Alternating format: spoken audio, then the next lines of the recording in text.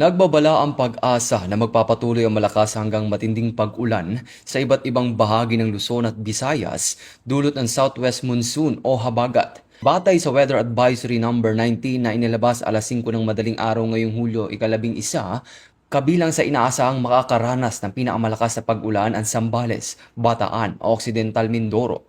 at Antique, samantala kabilang ang Metro Manila at iba pang lalawigan sa Luzon at Western Visayas sa mga lugar na inaasahang makakatanggap ng katamtaman hanggang malakas na pag-ulan ngayong araw hanggang Lunes. Pinapayuhan ng pag-asa ang mga lokal na pamahalaan at publiko na maging mapagmatyag sa posibleng pagbaha at pagguho ng lupa, lalo na sa mababang lugar at bulubunduking lugar, at patuloy na subaybayan ng mga opisyal na weather advisories at heavy rainfall warnings para sa agarang pag-iingat.